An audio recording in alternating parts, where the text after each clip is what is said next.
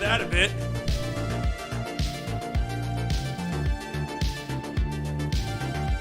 Hello, everyone. Hello. Happy Monday. It is the last Monday. Hey, you guys like my lights? It is the last Monday. The last week without meaningful NBA games. For the next, 8 months? However fucking long it is.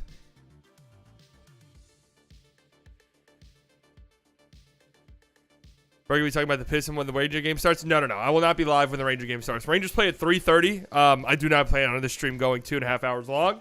We are doing the Eastern Conference predictions. And that will just lead us into the Rangers game. I'm not streaming the Rangers game, but if you're worried about the Rangers game, I do not plan on this stream overlapping with that game. Something will have gone tragically wrong with how we're doing this. Let me tweet out that I'm live. There's, I guess, been some semi-breaking news since in the last 20 minutes or so. Semi-breaking. Luka has a mild calf strain. Will not play in the preseason finale on Friday night, and I'm just gonna say is a little unsure. It's a little uncertain if he's going to start the season. Like, calf strains are not something to fuck around with. Live now, Luka Doncic calf strain? Question mark? Predicting the Eastern Conference standings. Texas Rangers and more. There won't be more.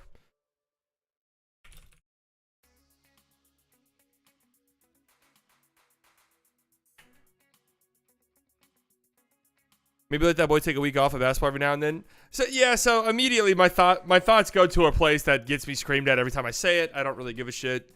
He plays too much basketball. Like he just does. He plays too much basketball, right? I get screamed at every time I say it. Oh, he doesn't give a shit. This is always the comment retort. He doesn't give a shit about the Mavericks, so let him do whatever he wants. Okay, cool, whatever. Hopefully we just get endless calf strains and thigh issues and hip problems and shoulder problems. You know.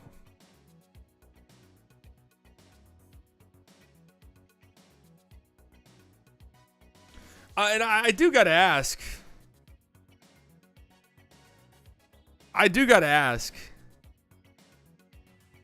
A mild calf strain that...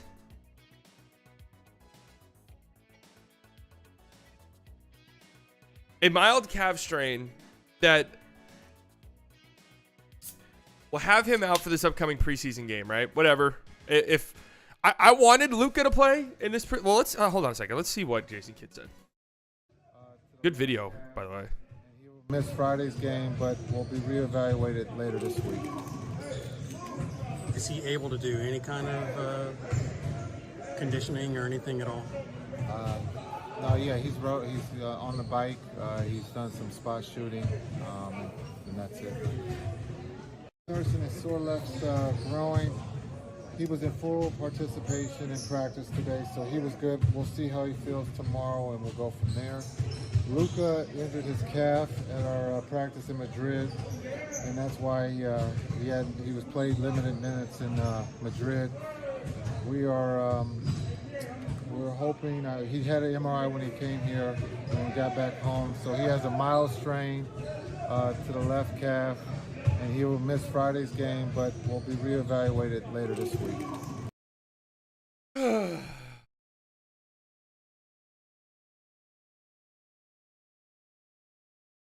That ain't good.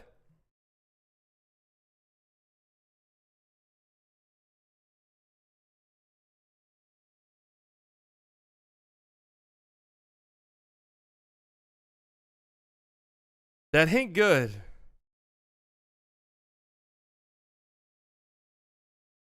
Kyrie seems good to go. Yeah, it seems like Kyrie's fine. Okay, so Luka calf strain. Mild calf strain.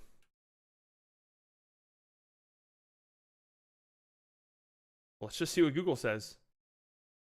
The bleeding inside the muscle is minor. I almost just said muscle.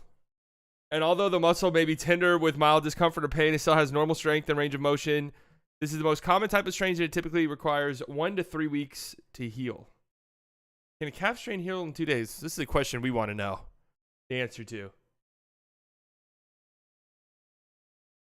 Is this the same calf as last year? I don't know. The calf injury where he fucked up in the playoffs is actually bad, from what I remembered.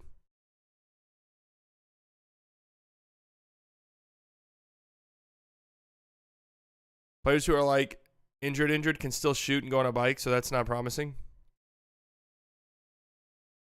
No, yeah, him being on a bike is not like some promising development, but it is a mild calf strain. Listen, I said this during the game against Madrid. If Luka was like seriously injured, and it was a serious thing, then you would like to think that he wouldn't have even gotten a single minute in that game. If this turns out to be something that, I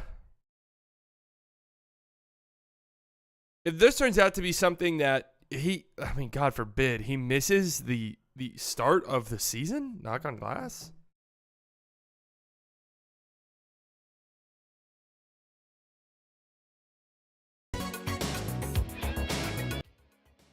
That's malpractice that they let him fucking play in that game.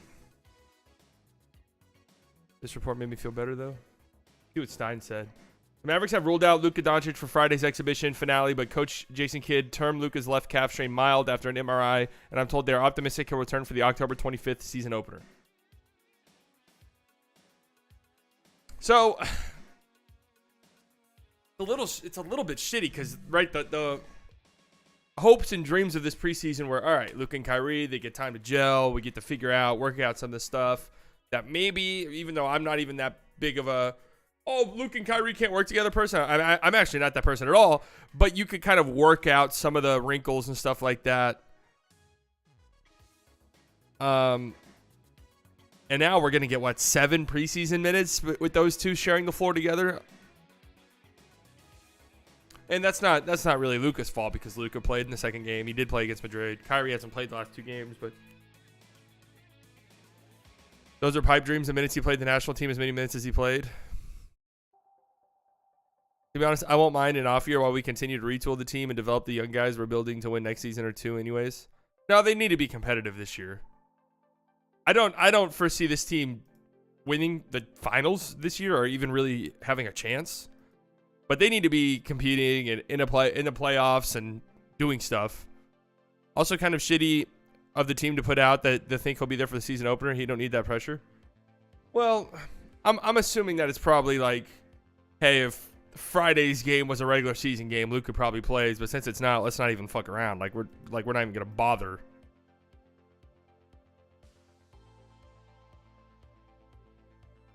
Already given up last season. Dude, there's a lot of fans out there that just think this team is doomed. I really don't think they are at all.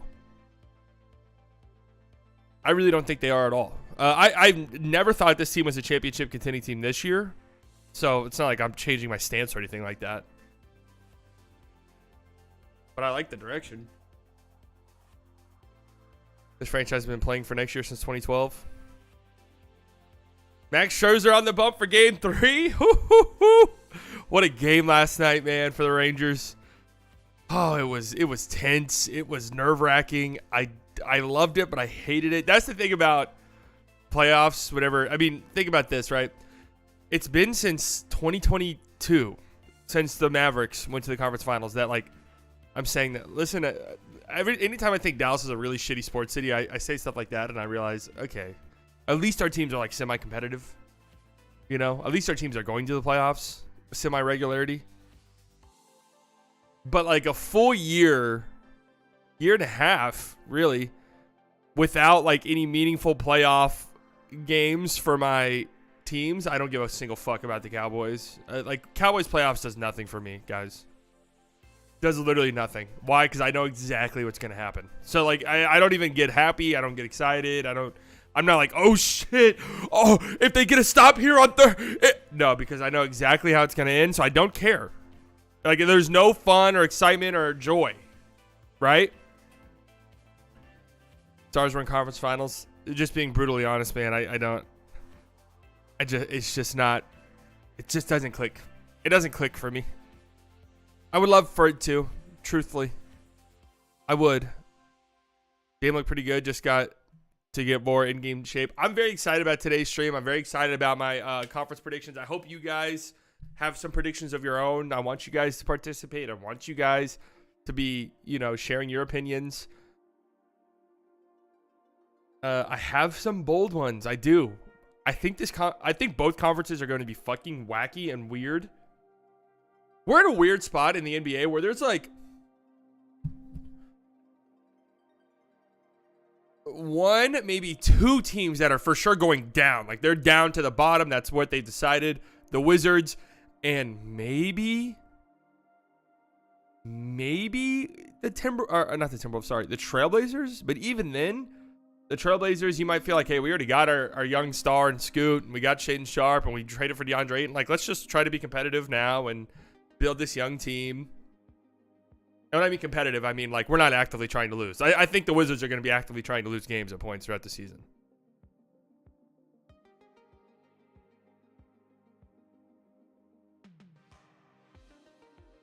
What up, KS?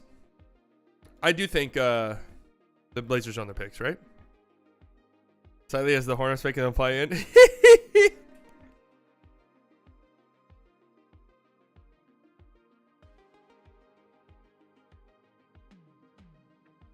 Praying to the basketball gods, the Mavericks do a 180 from last season.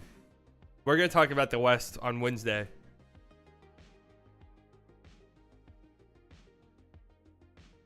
There's a lot of middle-of-the-pack teams. So there's like 4 or 5 young teams across the league that people think, oh, this is the year for them. This is the year for these young teams like Indiana, Orlando, Oklahoma City. What happens if it's not the year for those teams? At least one of those teams is going to have like a breakthrough and they'll be legit good. But probably 1 or 2 of them are going to be bad again.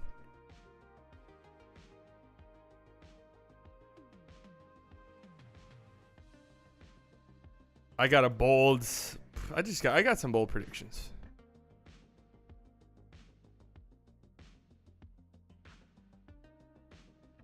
Their pick is like super protected. The Blazers pick? They traded a Bucks first to get Jeremy Grant.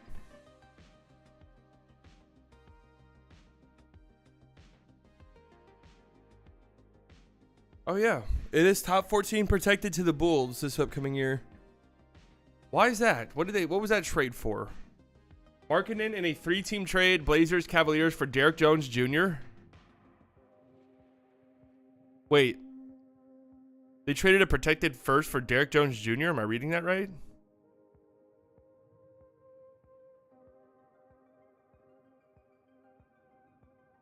A 2023 second.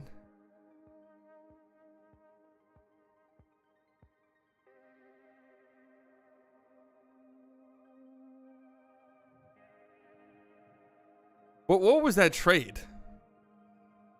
Hold on a second. I need to go look at that trade because am I missing something? They traded a first for Derrick Jones Jr.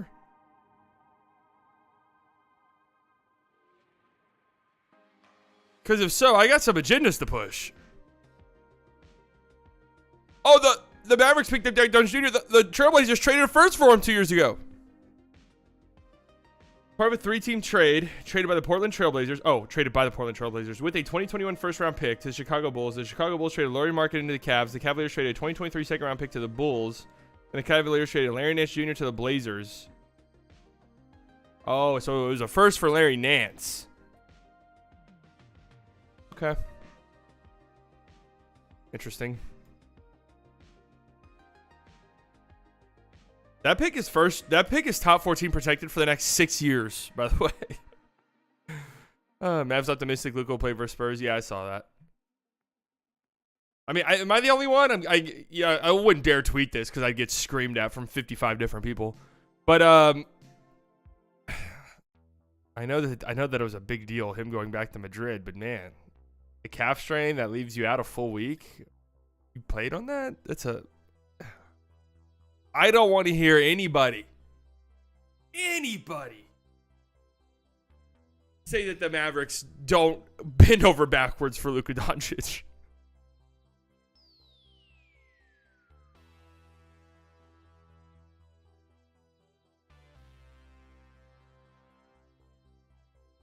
I heard Thibault looked really bad. Potential bullet dodge for the Mavs. Yeah, that might be a potential bullet dodge for sure. So I haven't been able to watch much of the preseason, just because I've been busy, and then I've been watching all of playoff baseball. I've been loving it this year, partially because the Rangers are in it, but I've watched every non-Rangers game I can, so that's taking priority. But I've seen a decent amount of preseason games, but I'm hoping this week I'll be able to lock in a little bit more. I didn't mind the Real Madrid thing, because he was barely trying and shooting threes. The amount of basketball he has played and will be playing is not sustainable, though. Yeah, that's true. It's not like he was actually playing. It's not like he was actually playing or anything like that. But still, nonetheless, like, calf injuries are not things that... Bro, the calf strain could have happened in the U.S. as well. Yeah, no, okay, yes. But I'm saying the fact that he had a calf strain and still played. Calf strains you don't really fuck around with those. Like, those are not injuries that you really mess around with. Is mainly the point that I'm getting across. And calf strains are also, those are like those can be wear and tear injuries too. You play like that. That feels like you can get a calf strain walking up the stairs. Don't get me wrong, but you definitely playing a million minutes of basketball definitely raises your risks of developing calf strains.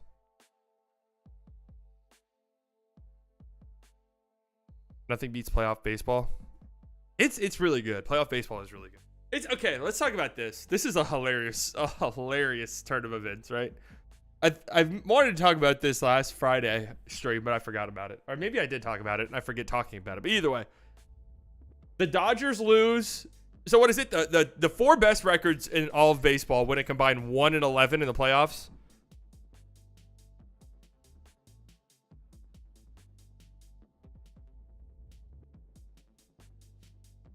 And then out of nowhere, everyone comes out. Bill Simmons on his podcast. We need to change things.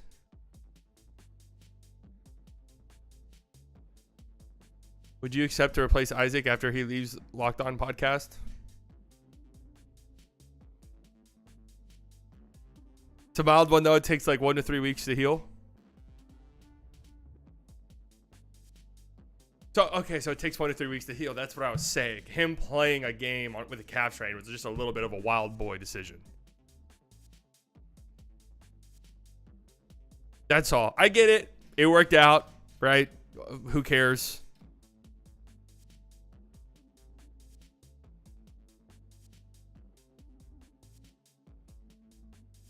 Muscle strains in general just going to nag until you let them fully heal. Yeah, I mean, it's... Again, that's kind of what I'm saying. It's a bit of a wild boy decision to send him out there in a preseason game with a calf strain, but he did only play 5 minutes and he barely crossed half court. So it is what it is.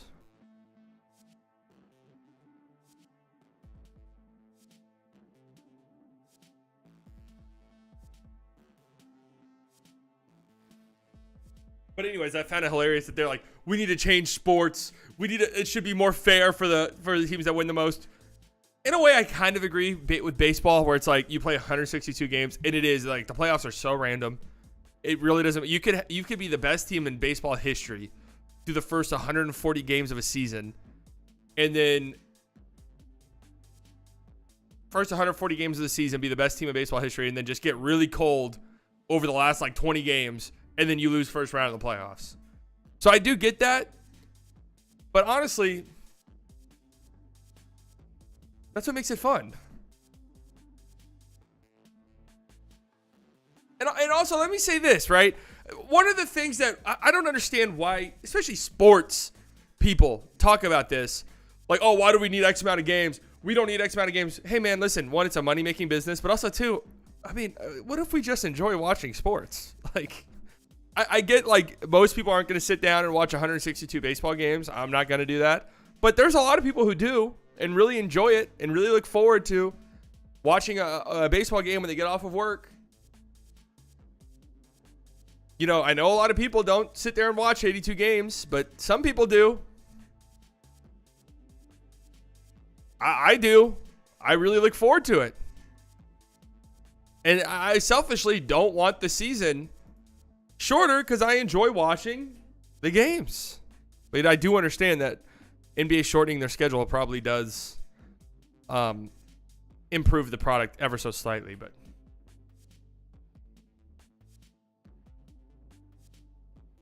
one pitcher chokes and you're up against it for a whole series. But the other thing that makes me laugh too is this is how baseball has always been. So I don't know what the complaints are about.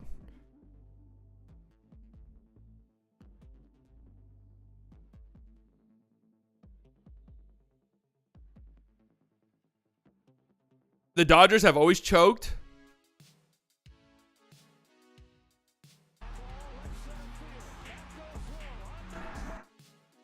Dude, this play was crazy.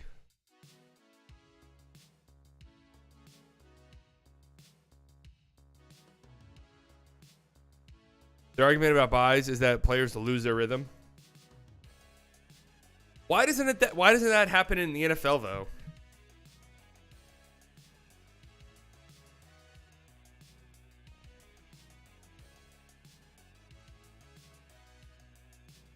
I kind of miss. I'm not gonna lie. I kind of miss.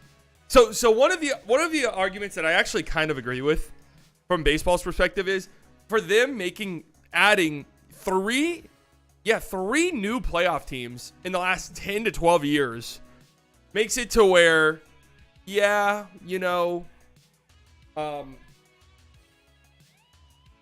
regular season isn't as meaningful anymore because what is it now? Like damn near half of the league makes the playoffs. Like the Miami Marlins made the playoffs this year. Like they're not a playoff team. Back whenever it was the division winners, the 3 division winners, and the 1 wild card team, it was a little tense. You had moments like what year was that? Where game 162, the Rays had that insane walk-off win. You watching the Justin Herbert masterclass today? Listen, he needs to go off. I need him for fantasy. I genuinely do not care if the Cowboys win or lose. That's where I'm at with them. It's kind of, I got to say, it's kind of crazy how, hold on a second.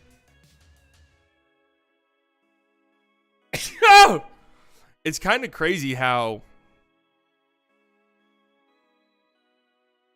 the energy surrounding the Cowboys, maybe this is just amongst my friend group, but it went from 100 like 3 weeks ago to a 0. I don't know anybody excited about the Cowboys anymore. Genuinely.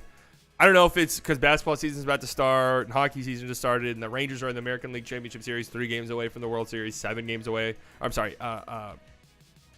7 wins away from winning the World Series. But it's just like, I don't know anyone excited anymore about the Cowboys. No one. People are going to watch, obviously. But it's like nobody gives a fuck.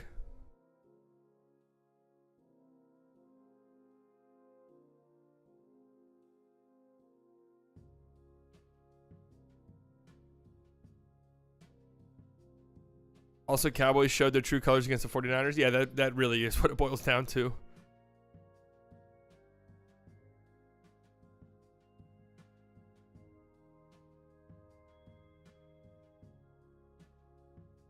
You give a fuck? Yeah, but they're not like, okay, people care and are going to watch. Nobody thinks they're going to win anymore. Do you know a single Cowboys fan who thinks they're going to win now? Hey, this was record timing for me. I thought, guys, I actually thought this year was a new me and I was going to be an annoying Cowboys fan. The reality was I was just bored. That's it. The reality was I was bored, okay? I didn't actually mean it. I just needed something to do. And so I decided, I'll be an annoying Cowboys fan for a few weeks. Now I'm done. And I'm out. It's over. I don't care anymore.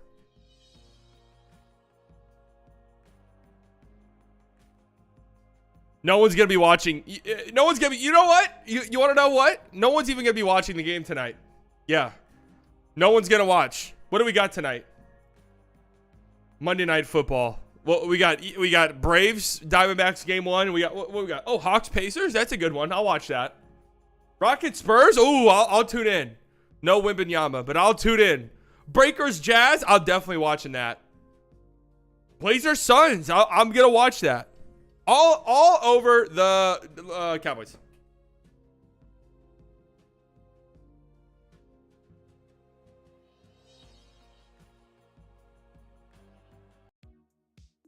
This is such a funny video.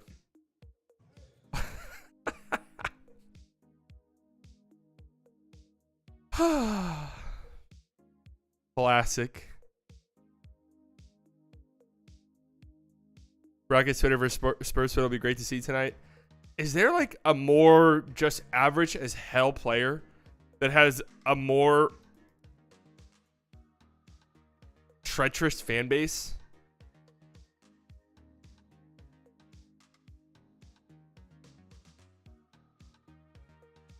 Than Alperen Şengün?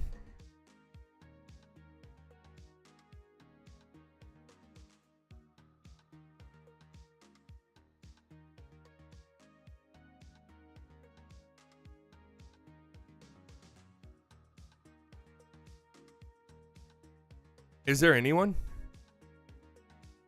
Kind of crazy. Aiden's return to Phoenix must see TV. Low-key kind of is, though. Are we a lottery pick without Doncic and Irving? Without both those guys? Oh, I mean, they're probably the worst fucking team in the league. It's so funny to me, man. It's so funny to me when, like, I've seen people be like, yeah, outside of Luka and Kyrie, I've seen, like, national media people have said this, like, yeah, it's a little bit scary. It's like, dude, yeah, no shit. Okay? We all get it. Like, yes. Congratulations on the great take. Yes. Without Luka and Kyrie, this team's not very good. Congrats. Congratulations.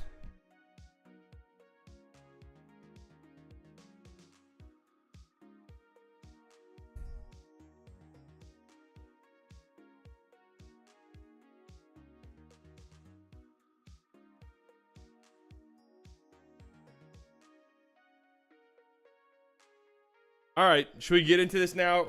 We don't. God, I'm such an idiot. I have a whole Eastern Conference prediction PowerPoint to get through, and I said I don't want this. I'm not going to waste any time because I don't want this to run into the Rangers game. We've been live for 30 minutes. What the hell have we even been talking about, man?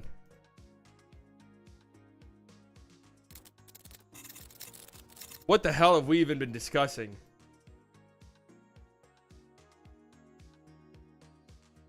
$55 minutes? No. It's in 2 hours. We got plenty of time. We got plenty of time.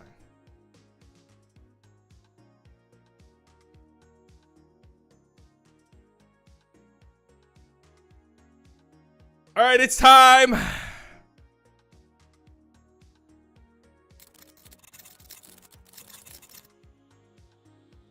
It's prediction week.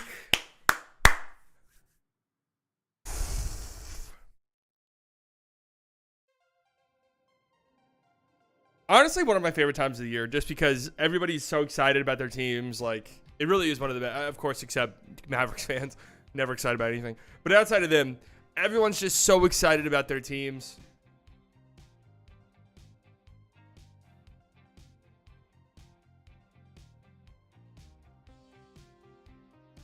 Thank you, guys. I spent about 29 to 34 hours just kind of creating this font, rendering it, making sure it looked perfect. So, thank you guys for noticing. Seriously, it means a lot.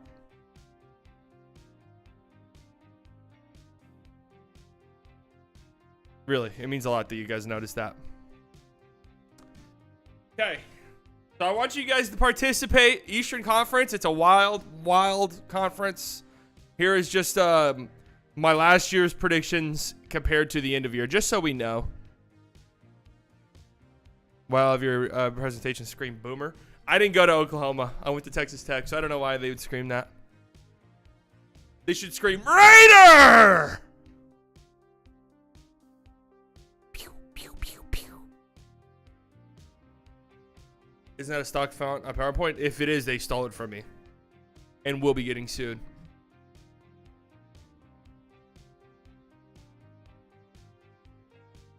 Every time I see a slightly biased PowerPoint, it just reminds me of college. Funny story, right? You guys probably can tell. I had to do a PowerPoint presentation once in college. My professor liked it so much that I believe that she still uses it as examples.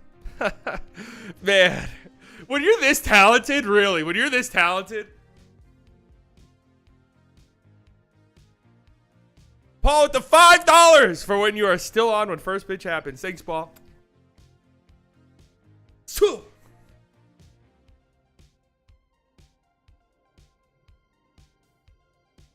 I'm him. And I won a public speaking competition.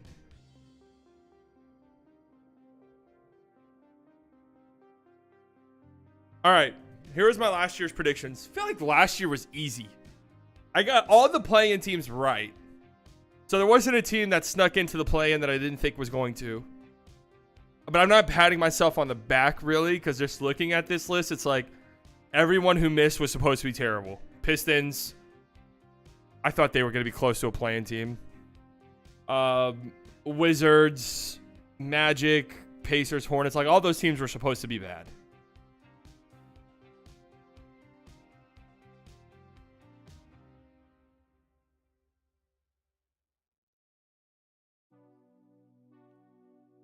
But like the top 76ers, I'm trying to remember why I thought they would finish first.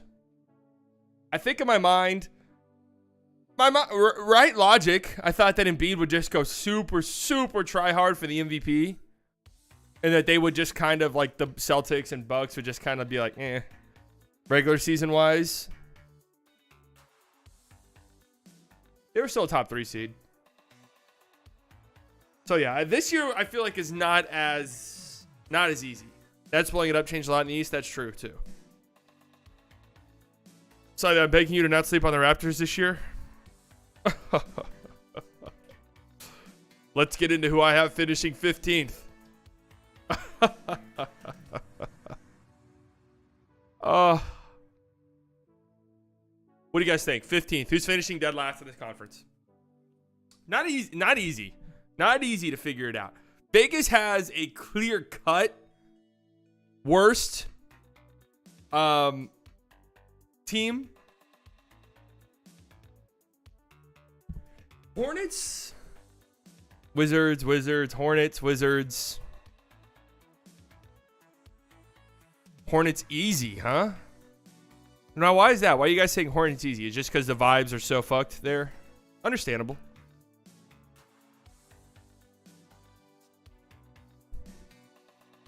Wizards, but Nets have potential. Hornets, Raptors.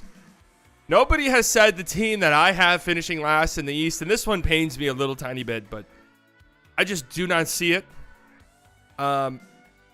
Just don't think this team is ready, and I don't think this team is really trying to be ready. That is the Detroit Pistons. Vegas has them finishing 27.5 wins, which would have them 14th in the East. Here's some stuff to keep an eye on this year for Detroit basketball. Jaden Ivey. Big year for him, man. Big year for him, right? I don't know what to make of him. I really don't. It's just going to be efficiency for him. Can it be good? Over the last 10 games last year, he averaged 21 points a game, 7 assists per game on pretty good shooting splits. Around league average true shooting, which is fine. They did go 3-23 after the trade deadline. So it was weird because, like, post-trade deadline, you saw stuff like, oh, Jaden Ivey looked much better. Where early in his rookie year, I was like, oh, God. Ugh. Right? Like, ooh, Christ. But then it looked pretty good. Jalen Duren, same thing. Looked pretty good, but they were so bad record-wise. They did shut down Bojan really early on. Trying hard to be different. You'll regret this one. Wait, how is putting the Pistons 15th trying hard to be different? Wait, how's that trying hard to be different? Just for a frame of reference, 27.5 wins is what Vegas gives them. If they win 27 games, they would have finished last in the East a year ago. 17 wins last season for them. And again, if they just improve by 10 wins, which is a lot, that's a big improvement. 10 wins. That would still have had them last in the East a year ago. Cade Cunningham will be healthy. I think he only played, 9 games a year ago. But we'll see with him. He wasn't that great when he played last year. I'm a big believer in him, though. But we still might get some weird growing pains and some weird moments and some strange, shitty moments. But they do have Monty Williams. I do like that. I like that coaching hire. I made him the highest paid coach of all time. Right? Am I misremembering that? We'll just see with them. They're young. You know, Asar Thompson's a guy who's just going to have some growing pains, just nature of his playing style. Same with Ivy. Same with Duren. Just don't think this team's going to be good. And if they're not good, I for sure think Bojan's getting traded, and probably Burks and probably Joe Harris, who they got.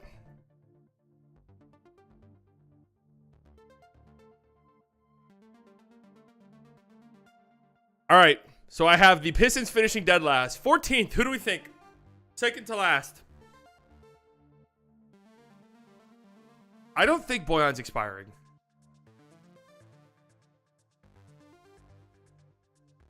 Wizards. Raptors. Wizards. Hornets. Nets. Hornets. Lizards. Hornets. So is this who you guys would have picked here, too? Orlando.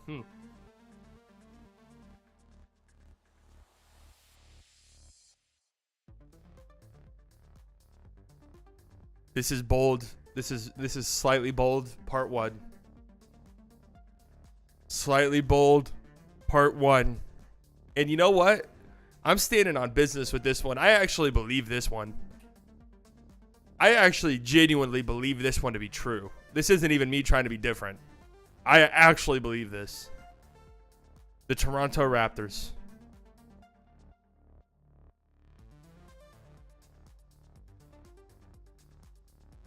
So, first and foremost, Vegas has them finishing 12th, which is actually kind of nuts to me. Just given their talent, I mean, Siakam made an All-NBA team, 2 years ago? Scotty Barnes was Rookie of the Year 2 years ago. OG Anunoby, they're trying to get 7 first-round picks for the guy. They just gave up a first-round pick for Jakob Poeltl. Having them finishing 12th is kind of nuts. So here's why.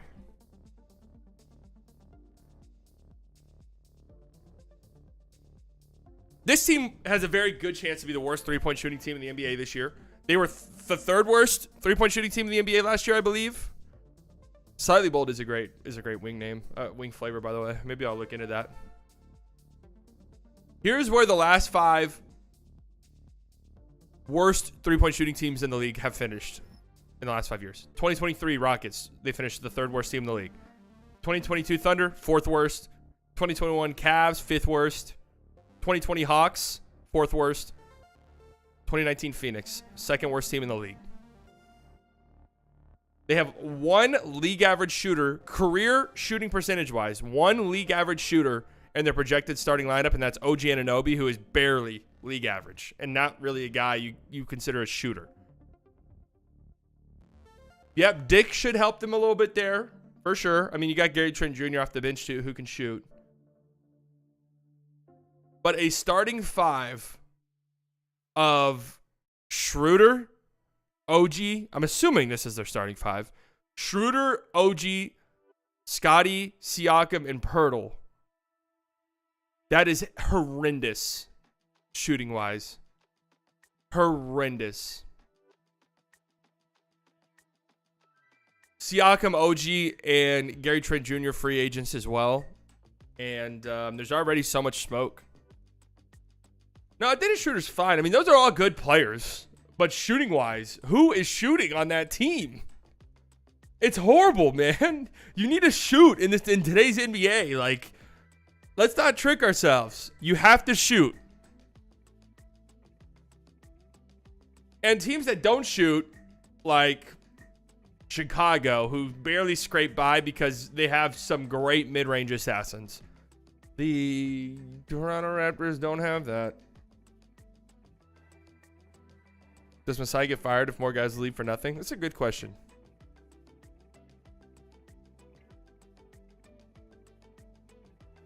So, already smoke around Siakam getting traded. There's been smoke around OG getting traded for like a year now. And I don't know, what, if they're the 12th seed come trade deadline, they blow it up. Yeah, they could definitely finish second to last in this conference. And one other thing to keep in mind here, they did trade their first round pick to the San Antonio Spurs for Jakob Poeltl, but it's top 10 protected. So there is the incentive for them to really blow this thing up if they are blowing it up and really bottom out. Like, really bottom out. I'm talking Portland Trailblazers last couple years. You watch a game, and you're like, wait, who the fuck are these guys? Like, you tune in, you're like, oh, it must be halftime. They have like the kid teams out there messing around at halftime. Oh wait, that's the Portland Trailblazers team.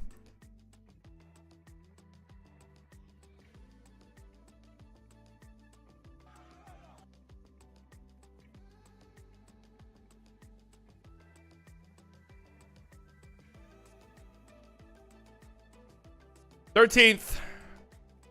So we have the Pistons finishing last. The Raptors finishing 14th. Where are we going here? Third worst record in the West. Where are we going here? Is that the Trailblazers or the lady who spins plates on a unicycle? Yes, this one is Washington, for sure. This one is definitely Washington. Vegas has them at 23.5 wins. Guys, that's shocking. I'm not telling you to bet the over on the Wizards because that just doesn't seem like I'm not going to do it, and that doesn't seem like a very fun experience to just be watching Wizards games. But damn, that's low. That is a low win total. They will be ass, right? Deni Avdija is the longest tenured player on the team. But is there like a Utah Jazz effect?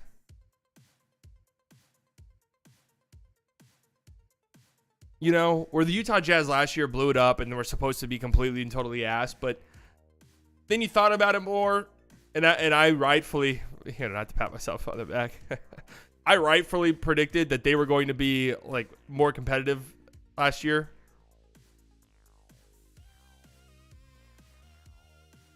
Just because they had legit NBA talent compared to some of these other teams that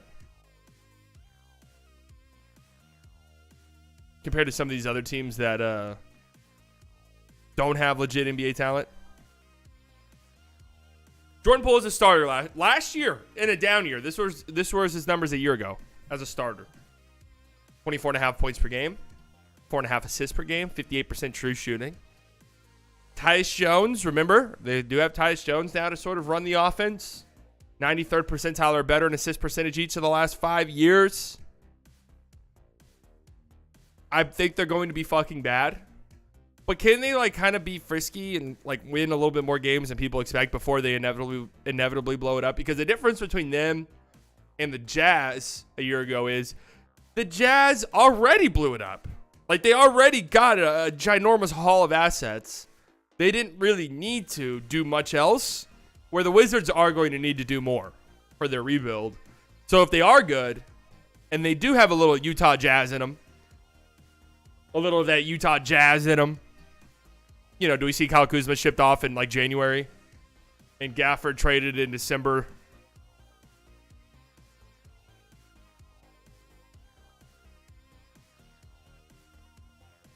Either way, I have them finishing 13th. I don't think they're going to be good.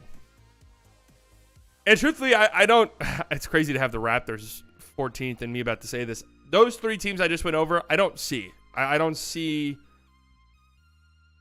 playing. I just don't see it for the Raptors. Like, they're just such a prime blowed up candidate in my eyes. Every other team here I can see for sure making the play in. Even like pushing for a 6 seed. Okay. 12th. So we got the Pistons last.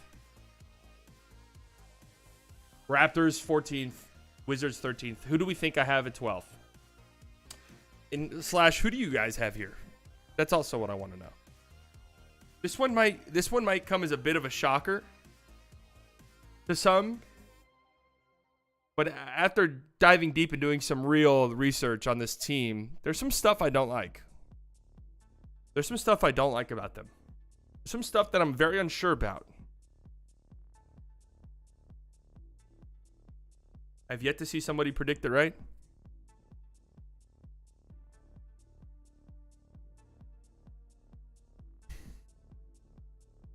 It is the Indiana Pacers.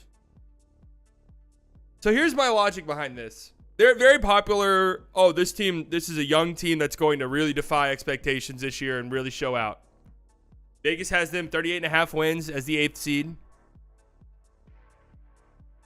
Here's some stuff that when I got down into it, I was like, oh man. This team was not as good as their record indicated last year. They had a minus 4-point differential, a 31 win pace. They won 35 games. They had a positive record in the clutch, despite the fact that they had a minus 3.7 net rating in the clutch. That's an insane stat. That really shows that they probably won 6 or 7 more clutch games than they should have.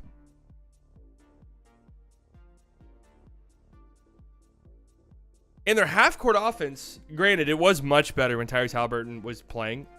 They were 28 and 28 when he played last year. But they were 24th. They were a bad defense, and they relied very heavily on transition offense, which I don't love.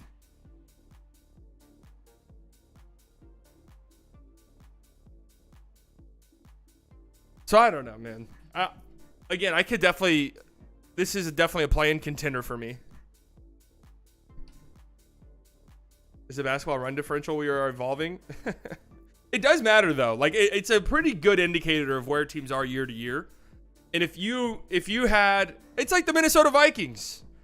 Like, you look into them more and you're like, oh, they were kind of lucky to win as many games as they did last year. A lot of times, that stuff regresses to the mean. You know? A lot of times it does. Sometimes it doesn't. But a lot of times it does. It tells you a lot. So I don't know. I believe in. I like Tyrese Haliburton's game a lot. I love Benedict Mathurin. You guys know I love Jarris Walker.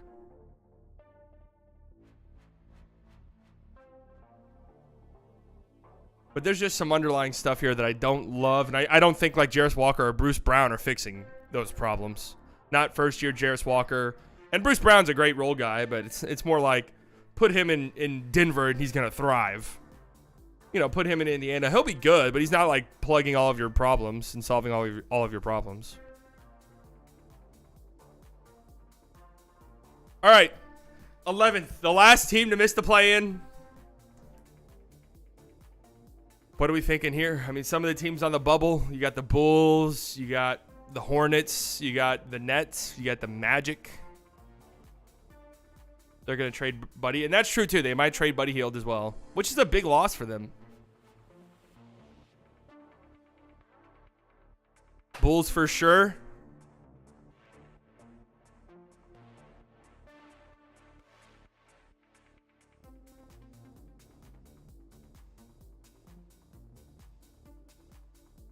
This one pains me. It does. This one pains me. I want this to not be true. I want this to not be true.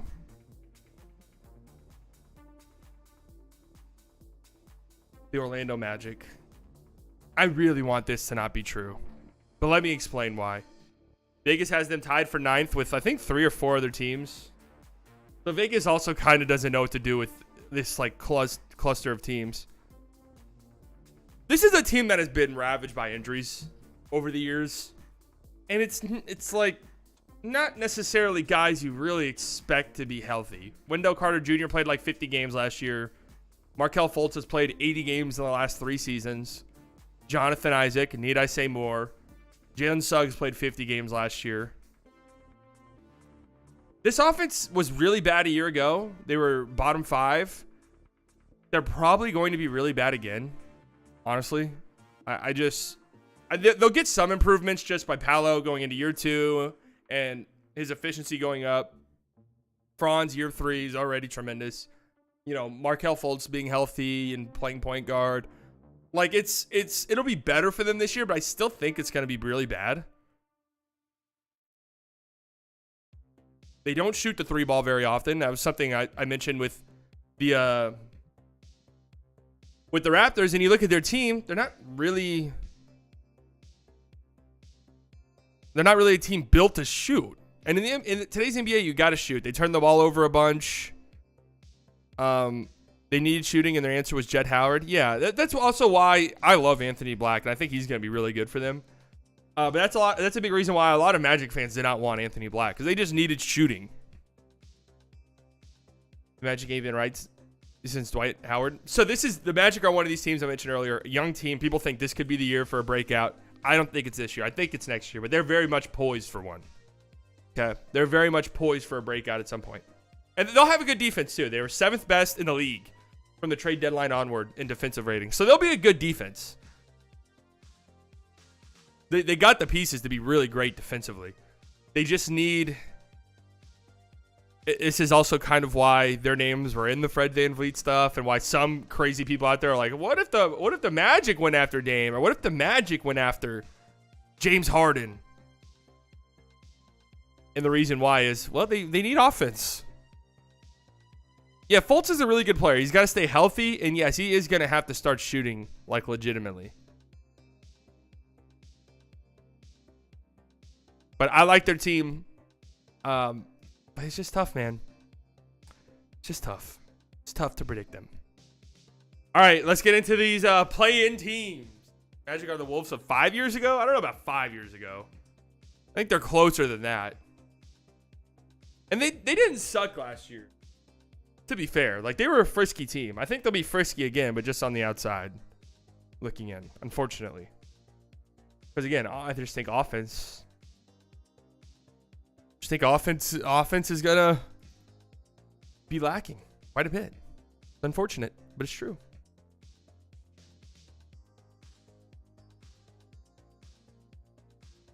All right, 10th, the first play-in team. Who are we thinking here? We got the Hornets on the board. We got the Nets on the board. Bulls, Hawks, Knicks. 76ers is the 10 seed? Most obvious position for the Bulls. Bulls/Hawks. Celtics. That would be some crazy hating shit. This is where I'm putting the Hornets. Yeah, I don't give a fuck. I don't care. You want to know something? Genuinely, I believe this, right? Yes, the vibes are terrible with this team. Yes, anytime you open up Twitter, something else is coming out about somebody on this team, right? They're a team of goofballs, and in some instances, legit criminals. Here's the thing, and I'm not trying to sound mean when I say this, and it's gonna sound mean, but trust me, it's coming from a nice place. I think this team, in a lot of ways, is too dumb to care. Like, I think this team, in a lot of ways, is too dumb and too emotionally stunted to actually give a shit about any of these negative vibes. Okay? Like, I don't think they care. I don't think they care. So here's like the most interesting. I honestly, God, think this was the most interesting stat in the NBA last year, was the Hornets being a top 10 defense in the NBA from the trade deadline onwards, which isn't like a huge sample of games, but it's not like small. Slightly be waking up extra earlier in the morning to have more time in the day to be a hater.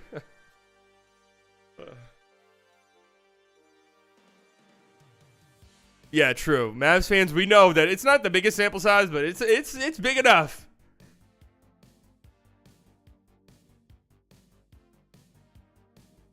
The defense probably does take a bit of a hit with Dennis Smith Jr. gone, for sure. But Mark Williams put into the starting lineup February 10th. From that point onwards, the Hornets went 12-14 and had a 112 defensive rating, which was 10th in that span. In 2021, 2022, they were 4.5 points better with Miles Bridges on the floor. He's got a 10-game suspension. I don't know what the fuck's going on there. I don't know. I don't know if that's going to be increased or if he's even going to play at this point. Who knows? They have a 46% win percentage with LaMelo Ball in his career, and LaMelo was hurt for pretty much most of the entire season last year. They went 43-39 2 years ago. I think this roster is actually kind of good, like semi-talented. LaMelo, PJ Washington, they drafted Brandon Miller second overall. Miles Bridges is back. Mark Williams, I like a lot. Then off the bench, it's like, I mean, Terry Rozier, Gordon Hayward off the bench. That's kind of a deep bench unit. Nick Richards as your backup 5. I don't know if Bridges is going to play. That's really up in the air. I don't know.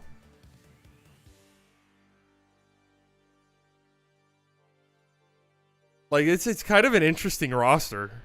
Nick Smith Jr. too. Probably not doing much this year. But I think that they squeeze in. And listen, guys, I'm gonna be full straight up honest with you. I tried everything in my power to squeeze them into the 6th seed. This was more so a couple weeks ago, back whenever the vibes were a little bit better with them. Before Kai Jones, yeah, and then before Miles Bridges. The Miles Bridges stuff came out, I was like, can I squeeze this into the 6th seed? Like, what would have to happen? But no, it's just not. But a play-in team, though, why not? Why not?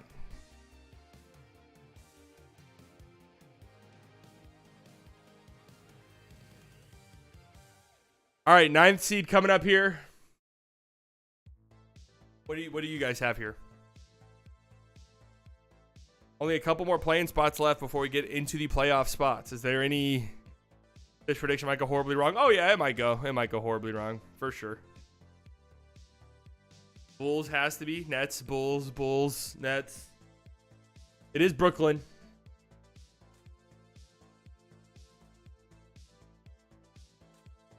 Just feel like these next couple teams are just going to be so boring to talk about, to be honest with you. But it is Brooklyn. They have them in this like huge cluster of teams tied for 9th with 37.5 wins. Here's what I've seen. I've seen some of their preseason games. They're like legit. Like Ben Simmons is at times looks like the focal point of their offense.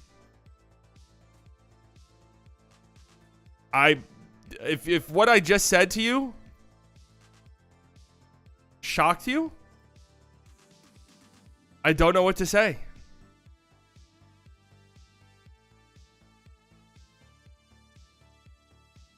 Here's what they're going to do offensively, it looks like, because they don't have a lot of great creators, a lot of great offensive, floor generals or real consistent ISO threats. They're going to get out and run in transition. That's very obvious in preseason so far. They're going to run. They're going to run off of misses. They're going to run off of turnovers. They're going to run off of makes at times. And Ben Simmons is a dog. The young socialite. He's a dog in transition. You got to give him that. From the trade deadline onwards, they were 23rd in points per possession, 17th in half-court offense, which actually shocked me a little bit.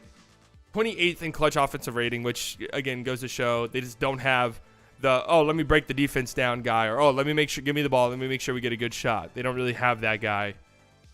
But is that guy going to be Cam Thomas? 16.5 points per game this preseason so far. Already kind of getting yelled at by Jock Vaughn, where they're like, yeah, he's good, but, like, we'll see. He needs a pass. I don't know. This team will be good defensively. It's hilarious relying on Ben Simmons. We'll see. This is a play-in team. I don't really know what else to say outside of that. Yeah. They might not be a play-in team, too, by the way. All right, next up, I'm not even going to ask you guys. You guys have been guessing this team. Here's where I'm going with the Bulls for sure. Thought most definitely I'd have the Bulls outside of the play-in. Like, I thought for sure the Bulls would be outside of the play-in tournament. I thought that's just where I was going to be at. I don't see it. I think this team will be kind of frisky yet again. They were 5th in defensive rating last year. They'll be a top 5 defense again this year if I had to bet. They had a 105.8 defensive rating when Caruso played with Patrick Beverley. Why do I bring that up? Patrick Beverley's with the Sixers now. Well, they went and got Javon Carter, who's also a very, very good defensive guard. So this will be a great defense. They're a very good rebounding team. I think Zach LaVine's going to have a monster year. Magic, Hornets, and Nets above Raptors is criminal behavior. I don't give a shit, man. That Raptors team does 0 for me. Nets and Hornets over Bulls is kind of crazy, not going to lie. I mean, I think that all of these teams are going to be like half a game, like 1-2 games apart from each other. And this will be a good defense. It just will. I mean, this team also has blow it up potential. DeMar DeRozan's a free agent. Ass versus garbage. Yeah, I mean, this cluster of teams not very fun to talk about. What do you want me to say? Now we're getting in. There's, I think, a pretty noticeable tier gap between the last 4 or 5 teams we talked about and the rest of the conference. Of course, you have the 2 top dogs. It was hard figuring out who's going to be 7th in this. It was hard figuring out who was going to be 7th. Who are we thinking, guys? One like pretty solid team is going to have to miss the playoffs entirely and be in the play-in tournament. Heat, Hawks, Knicks.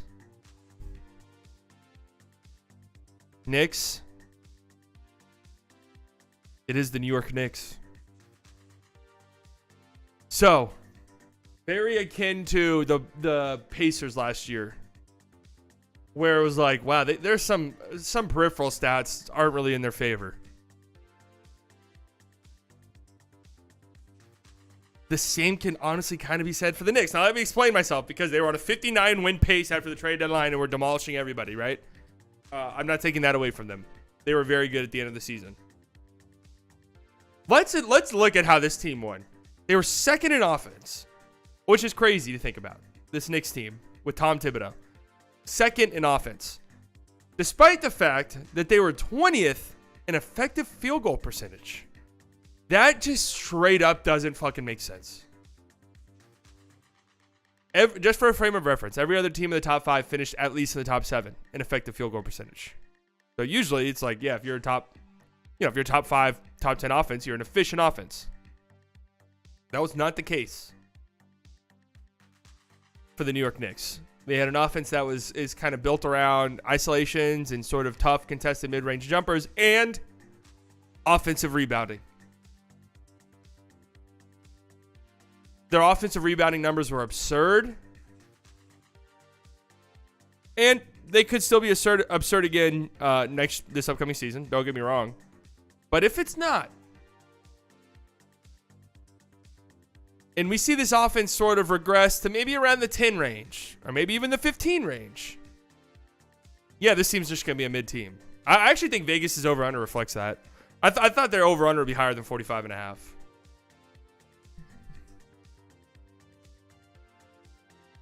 And also, this wasn't a good defense last year. They were 19th in defensive rating. They gave up the 5th most threes. They give up a bunch of threes. Teams shoot a ton of threes against the Knicks. I don't know, man. I don't know. There's something. There's just something in the air with this team right now. I think they're good, though. Don't get me wrong. Like, I think they're a good team. I wouldn't really want to see them in the playoffs. They had that great series against the Cavs. And they did get better. But hey, man, someone's gonna have to be in the play-in tournament. Like, that's just the way it goes with both of these conferences. Some team has to miss it, and it's gonna come down to who's healthiest. By the way, so it's just gonna come down to health, really, at the end of the day.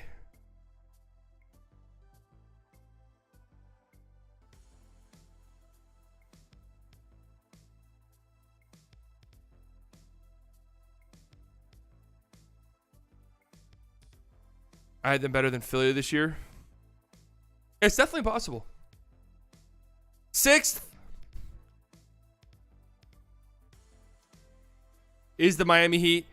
This is where Vegas has them sitting with the 6th best odds, or the 6th highest win total in the Eastern Conference. You look at their last 4 seasons in the regular season: 5th, 6th, 1st, 7th. So this is a team, despite their playoff success, have never really given a shit about the regular season. They were 2 minutes away from missing the playoffs last season. That is true. Here's the thing.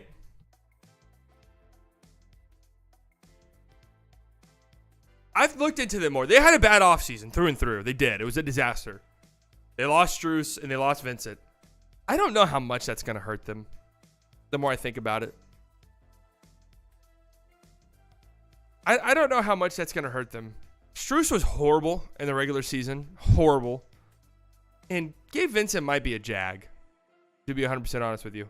You notice at the bottom, Jamal Cain, Jaime Jaquez, Haywood Highsmith, Cole Swider, Thomas Bryant, Nikola Jovic. Remember at least 2 of those names. The 2 of those guys are going to have remarkable out-of-nowhere fucking seasons for this team.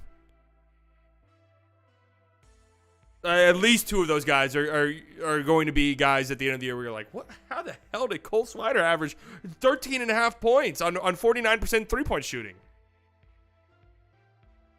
Yeah, Duncan might have a bounce-back season this year too.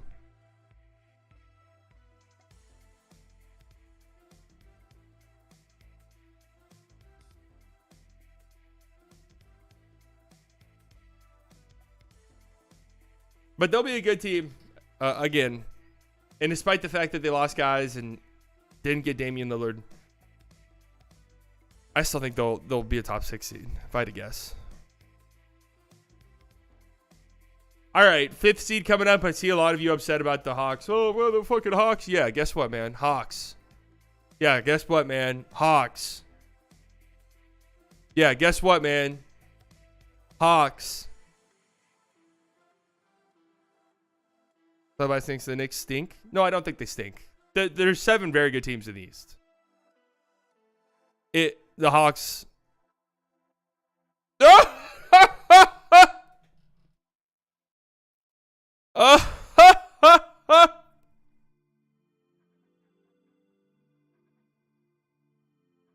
Sixers finishing 5th. They have the 4th best odds, 4th highest win total. Don't know. It's just bad vibes with this team, really.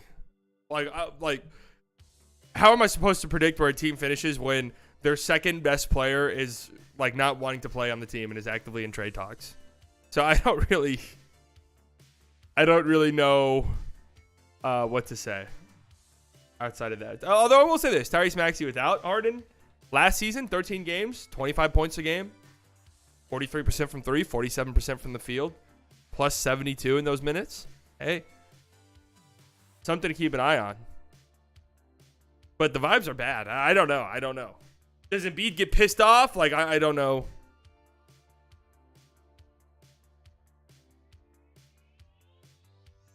Am I just kind of over the Sixers? In a lot of ways, I am. I'm just kind of over it. I'm over the experiment. Just kind of done thinking about them, really. I don't know. All right, next up. The next 4 teams hosting a first-round playoff series. You guys think it's the Hawks?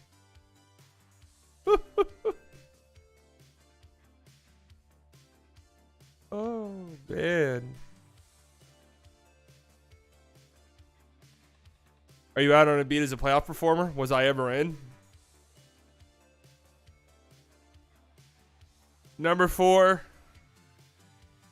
the Cleveland. No, I'm just kidding. The Atlanta Hawks. Yeah, okay. Let's talk about it, right? I like this team. I don't give a shit. I like them. All right. Full season with Quinn Snyder. They've looked good in the preseason. They were the 4th best offense in the league a year ago, despite how clunky and weird it looked at times. Here's the thing. John Collins. Addition by subtraction. Fucking terrible. God bless him. Horrible. Jalen Johnson, have you guys watched the preseason? Jalen Johnson has actually looked insane. And he was already kind of trending in that direction towards the end of last season. I was like, oh, Jalen Johnson might be like a pretty decent player next year for them. Jalen Johnson is a legit guy. And Okongwu is also a legit guy. This might be a very good defense. It'll be a good offense again, but it also might be a good defense. This team could have sneaky top 10 offense, top 10 defense potential. And if that's the case, you're a good team. You're a great team.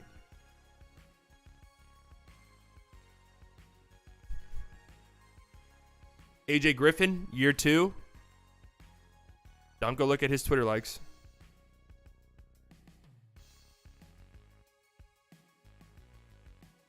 Going to be good for them too. I say trade Capella.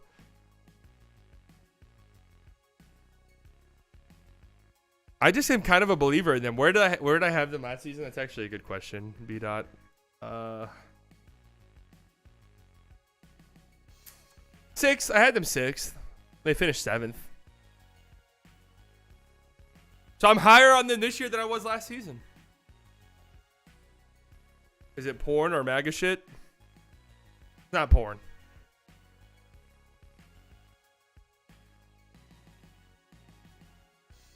Trey will never try harder than this season. Trey's got a lot to prove. He does, and he's gonna show up and shut the haters up. The disrespect better be the apology better be as loud as the disrespect, bitch. Are we overrating the West? No. After doing this for the East, the West is better. The West is definitely better. The East is much more top heavy. And by the way, guys, there's a gap, and I'm starting as the season gets closer. I'm starting to wonder. How close are the Cavaliers to the top 2 teams? Like, how close are the Cavs to those top 2 teams? Is there like a huge gap between them?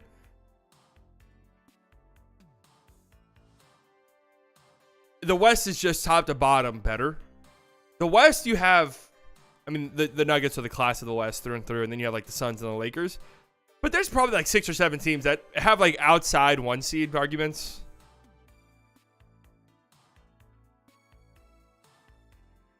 Like, oh, if this goes right, and like we can maybe be a 2 seed. Maybe not 1 seed, 2 seed.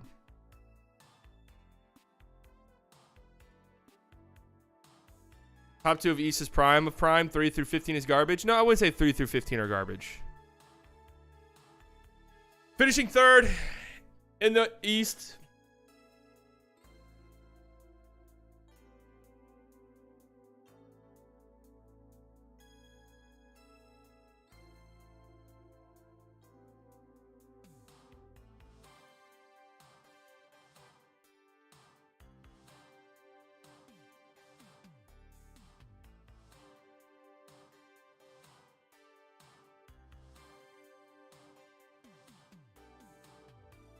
Bear with me here.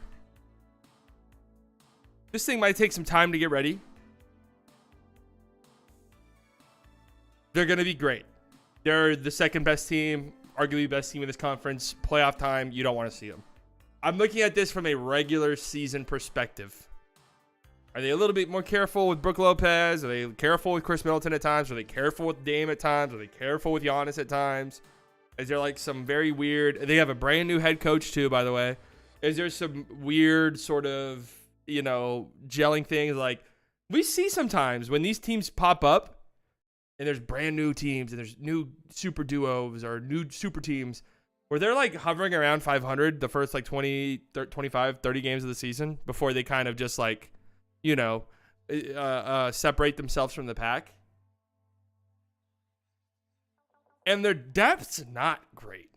It's not the best. Malik Beasley guarding the best player every night, not moving you? Yeah, that's another thing, too.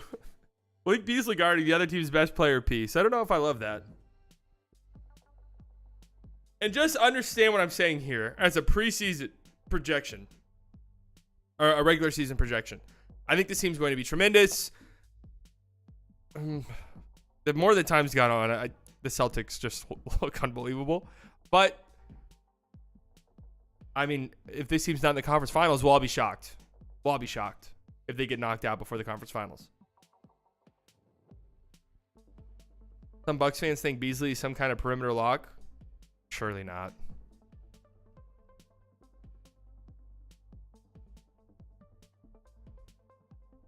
Which means last year, or next up, I have the Cavs finishing second. Let's talk about it. So Vegas has the Cavs at 50.5 wins. They have the Bucks at 53.5. For some reason, I thought it was 51. So 3 games separating them. That's kind of a lot. But here's the thing. We talk about some of the peripherals. Talk about net rating and point differential and how that's actually a pretty good indicator of what a team is. They had the second best net rating in the league last year, and they had a 55 win pace. And they got better as a team during the offseason. Evan Mobley, another year. If Evan Mobley turns into what people think he can be, like, they're fucking good. And yes, the playoffs were a disaster for them. Like, there's no two ways around it. They got smacked and embarrassed in the postseason. But this is a regular season thing, okay? And they're a great regular season team. They had the best defense in the league last year by defensive rating. Them and Boston were the only 2 teams, top 7 in both offense and defense. They addressed their biggest need, which was a wing. Like going out and getting Strus, who, you know, whatever, but it's an upgrade for them. George Niang as well. Hey, man. I have had the Cavs at 1 in the East when I made the standings in July. Think they be a great regular season team with a great defense and offense and should be healthy and deepish. Playoffs, I don't know yet. Yeah, that's exactly where I'm getting at, Alexander. The regular season. This is a great regular season team. Playoffs, TBD. It was not good last year.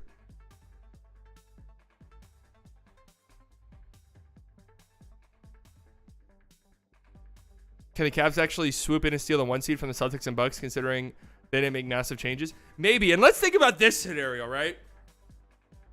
Season's coming down to an end. Maybe it's like the Bucks are kind of locked into the 3 seed. The Celtics are maybe like a game up on the Cavs. The Celtics think to themselves, do we want the Bucks in round 2? Because if you're the 1 seed and the Bucks are the 3 seed, then you'd get the Bucks in round 2.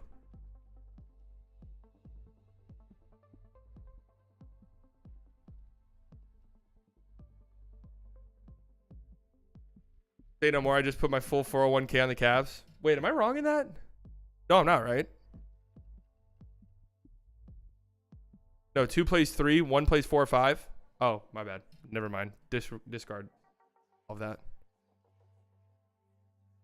That didn't sound right in my brain whenever it was stewing in there. Never mind then. But I guess if you're the Bucks and Celtics, you figure we have to play each other at some point. Well, maybe not. The spacing is not fixed by replacing a Okoro. They not that good. I mean, it's a little fixed. I bet Donovan gets traded to Brooklyn. I think this is Donovan Mitchell's last season with the team, but I still think they'll be good. And then 1 seed, I have the Boston Celtics. I think they're going to be fucking incredible. 54.5 wins is a lot, especially for a team that, you know, KP and Al Horford get hurt at the same time, which is definitely a real possibility. Like, okay, Luke Cornett is starting center. Like, Tatum, small ball 5. Like, what's going to happen? But they're good, dude. Imagine how good Bucks for Celtics series would be. Yeah, it'd be incredible.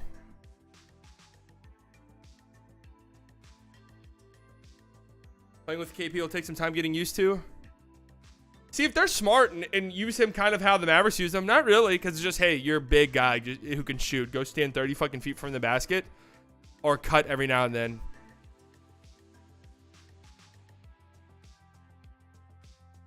They're going to be... If you told me the Celtics finished the season with the best offense and defense, that wouldn't shock me that much. I don't see a world in which they're not great. I mean, knock on glass, barring crazy injuries, but I just don't see a world.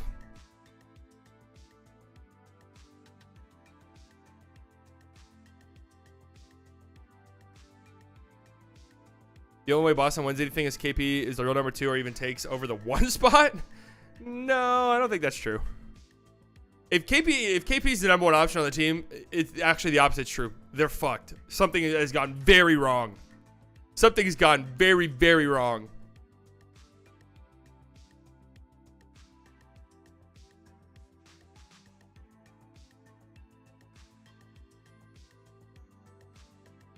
All right, let me put my rankings in a Google Doc, like just list them, that way we can go back to it.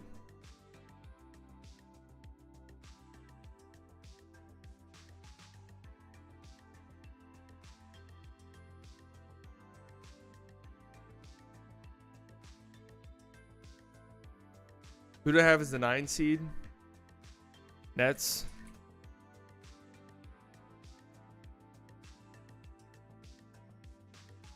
KP is injury prone. I mean, KP definitely is injury prone.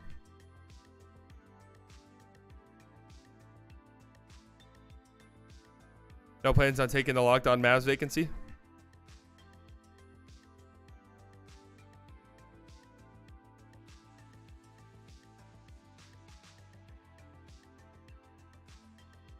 Who do I have finishing 13th? Oh, Wizards.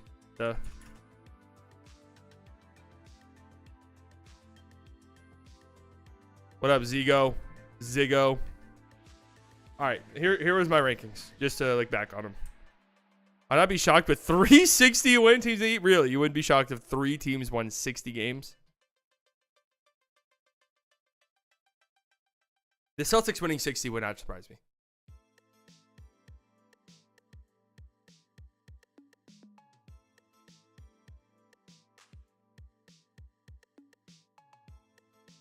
There's my regular season. This isn't a power rankings. This is just my regular season, how I think it will shape up. Pistons last. They're young. You know, they're young, and they're also not like OKC young, where it's like, okay, we want to start winning now. They're still young, and it's like, yeah, we're not really expecting to be competitive. So, you know, we'll let it be ugly if it means player development. And I feel like that's actually true with the Magic as well. The Pistons, Raptors, prime blow it up candidate. I don't like their team as is, and I think that they're just a bottom out team by the end of it. Wizards, there might be like a Utah Jazz effect here. There's a lot of established NBA talent who like have no real desire to be young and rebuilding and just put up crazy stats. Pacers, a lot of peripheral stats from a year ago that do not bode well for this team.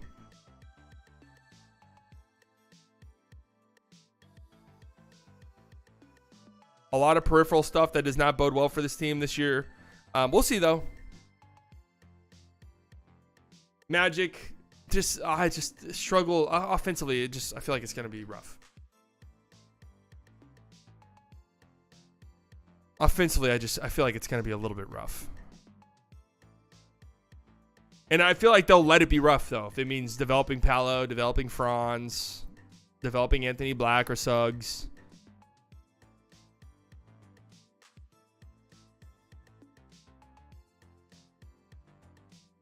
Hornets, 10. You're damn right. Again, the vibes are so bad. Again, I'm not trying to sound like a hater here or sound mean, but my stance on that. Oh, the vibes are so bad. This team is honestly so dumb that it might not matter. They don't get affected by it. Nets at 9. Nets and Bulls. I mean, what's there to say? They'll be good defensive teams. The Bulls will be a really good defensive team. Nets probably be okay. Nets very reliant on Ben Simmons. That honestly makes me want to put them outside of the play-in tournament entirely. But hey, you never know. I kind of feel like the Bulls might have a decent season. I don't know why. That's not how my vibes were with this team at all for like the last few months. And I started really thinking about it. And now it's starting to change a little bit.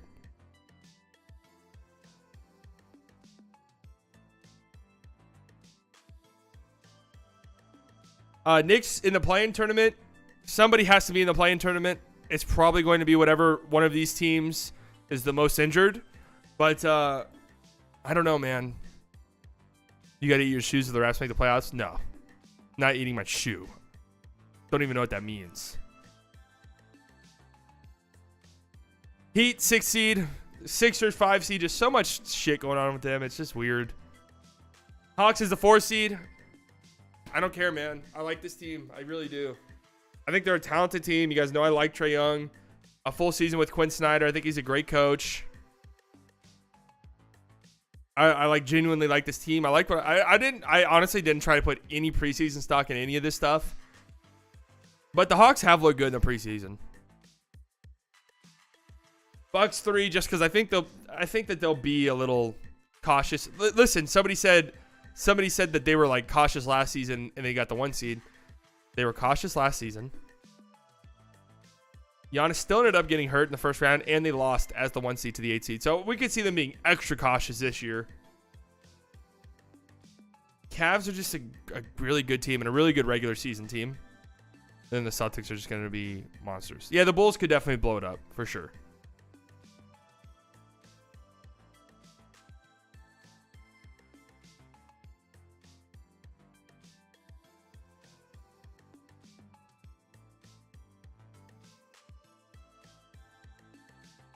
Those are my predictions. What do you guys think? Wednesday's going to be... All right, this stream actually did good. We did good. We got out in time. I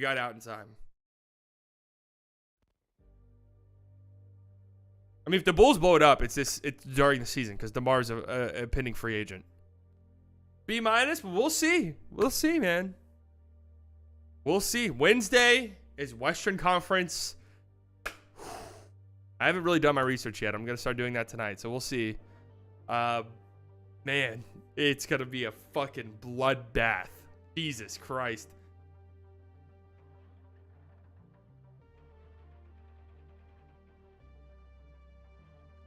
I did see the Clipper Cities jerseys. They look terrible. I don't know what they're doing. Are they purposefully sabotaging jerseys? Highly disagree, but you made great points and maybe on the dummy. I mean, nobody knows. That's the beauty of predictions. No one's necessarily right or wrong right now. It'll play out. More often than not, teams finish where they finish because of injury stuff. And that's just how it is. The Clippers jerseys are absolutely hilarious.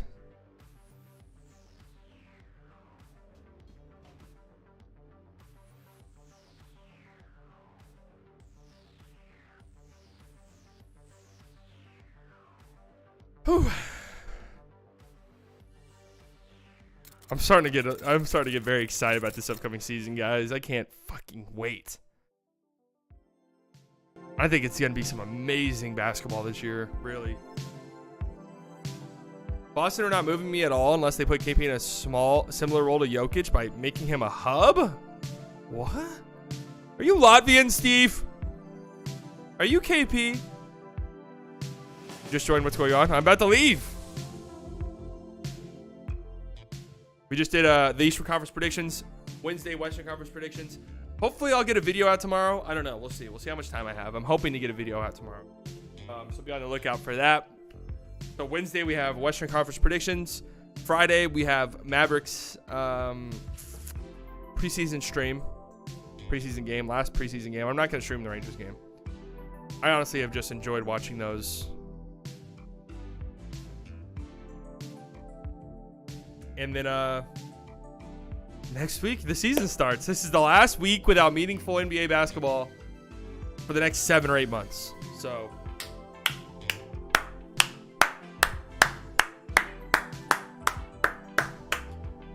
Cavs 1 seed is a big prediction to make. I mean, finishing them having 2 is nice. Feels like the longest offseason ever. Well, for the Mavericks, it's been a very long offseason because they didn't make the playoffs. When your team doesn't make the playoffs, it's very long. It's very long. All right, guys. Thank you guys for coming out. All of the OGs, you guys know I love you very much. You could have spent your Monday afternoon anywhere in the world. You decided to spend it here. New subscribers, I promise you guys will not regret it. It's go time. Donations, members, thank you guys so much. You never have to do that, but it helps me out tremendously. It makes me feel so good. Let's go Rangers. First pitch in an hour. Make sure you guys are tuning in. Cowboys, Let's go, Justin Herbert. I need you to have a big game, buddy. I need you to have a big game, buddy. But don't throw it to Keenan Allen, though. Possibly a video tomorrow. We'll see. Just, be ready to gas it if it comes out. Love you guys. Talk to you guys on Wednesday, 1 p.m. Central Standard Time. You know the drill. Love you guys. Bye.